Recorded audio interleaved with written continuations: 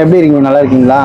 எங்க ஒண்ணுமே முடியல, நேரத்துல நெஞ்சு வலியோட பார்த்து. அதனாலதான் நான் வந்தேனே, நீங்க சொல்லவே, அதனால உங்களை தேடி வந்தேன். என் பிள்ளை இல்லைன்னா நான் செத்து போயிருப்பேன். நெஞ்சு வலி, காலெல்லாம் நடக்க முடியல, வெடிச்சு வெடிச்சு வலிக்குது.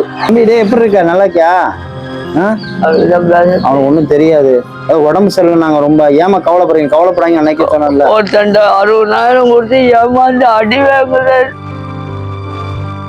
நான் செத்து விட்டா ஒருத்தர் இல்லையே, அனாதைய கேட்டு வாங்கி கூட திங்க தெரியாது. யாரும் எனக்கு உதவி செய்யல, உழைச்சி. கண்டிப்பா உங்களோட வருத்தங்கள் வேதனைகள் எல்லாமே எனக்கு புரியுதுமா. என்ன முடிவு பண்ணுவோம்? அழாது, எங்க தைரியமா இருக்கு. நெஞ்சு வலிக்கு. இதுக்கு எல்லாத்துக்கும் ஒரு முடிவு பண்ணுவோம். ஏன்னா நீங்க அழுதீங்கன்னா அவன் பயப்படுவான் பாரு. அவனுக்கு என்ன நடக்குது ஏதுன்னே தெரியல. தம்பிக்கு பாவமா இருக்கு. நான் அதான் ஹாஸ்டல்ல விடுங்கிற, நீங்க உயிர் இருக்க வரைக்கும் நான் பாத்துக்கிறேங்கிறீங்க. எனக்கு உதவிக்கு வேணுமே, இப்ப இருக்க நிலைமைக்கு அவன் உதவிக்கு வேணுமே. டாக்டர் போய் பாத்துருவோமா? Doctor check பண்ணிடுவோமா? நான் பணம் தரேன். முதல்ல நான் பணம் தரேன். நீங்க டாக்டர் போய் முதல்ல என்ன, நீங்க உடம்ப பார்த்தாதான் சரி பண்ண முடியும்.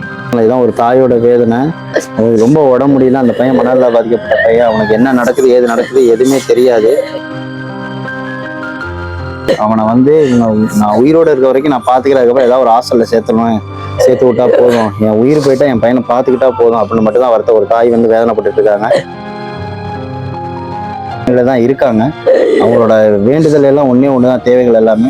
என் காலத்துக்கு அப்புறம் என் பிள்ளை எங்கேயாவது ஒரு இடத்துல நல்லா இருந்தா போதும்னு நினைக்கிறாங்க. இந்த பையனை சேர்த்துக்கக்கூடிய ஏதாவது ஒரு ஆசிரமமோ ஹாஸ்டலோ இல்லை எதா இருந்தாலும் சரி, பாப்பமா இருந்தால் கண்டிப்பா சொல்லுங்க.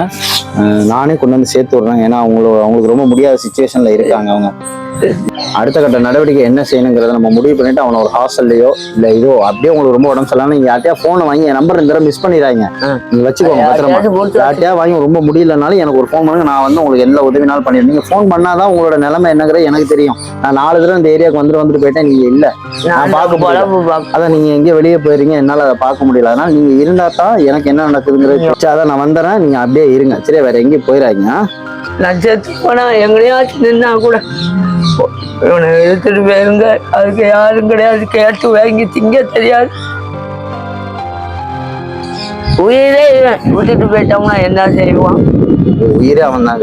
நீங்க எதை நினைச்சு கவலைப்படக்கூடாது, தைரியமா இருக்கணும். இந்தாங்க, இதுல பண உதவி இருக்கு சரியா? நீங்க நேரம் ஹாஸ்பிட்டல் போயிட்டு அவனுக்கு உங்களை என்னங்க ஃபுல் பாடி செக்அப் பண்ணுங்க. உங்களுக்கு ஏதாவது சொன்னாங்கன்னா எனக்கு ஃபோன் பண்ணுங்க, நான் வரேன். ஏன்னா இப்ப டாக்டர் இருக்க மாட்டாருங்க, இல்லை நானே கூட்டிட்டு போயிருவேன். முதல்ல இப்ப டாக்டர் போய் வந்த உடனே பார்த்துட்டு எனக்கு யார்ட்டையா ஃபோன் வாங்கி எனக்கு ஃபோன் பண்ணுங்க, என்ன சொன்னான்னு கேட்டுட்டு. ஹாஸ்பிட்டல் போறப்ப அந்த சேலை இல்லை நீங்களே இதில் புது சேலை ஒன்று இருக்கு. தைரியம் தான் அவனை வாழ வைக்கும் சரியா? உங்களையும் வாழ வைக்கும். உங்களை விட்டு அவனுக்கு கிடையாது யாரும். இதுல என்னோட நம்பருக்கு திருப்பி இந்த கார்டு தரேன் சரி? இந்த பத்திரமா வச்சுக்கோங்க. யார்ட்டையாவது நம்ம கடையில வாங்கி நம்ம உங்களுக்கு ஏதாவது ரொம்ப அர்ஜென்ட் ஏதாவது தேவைனாலும் எனக்கு டக்குன்னு ஒரு ஃபோன் பண்ணிடுங்க. ஏதாவது கலந்து சாப்பிடலங்கிறீங்க, ஏதாவது சாப்பிட்டோம். கலர் வாங்கி கொடுங்க. கலரா?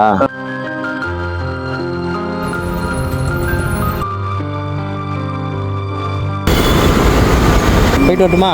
பாய், டாடா சொல்லு.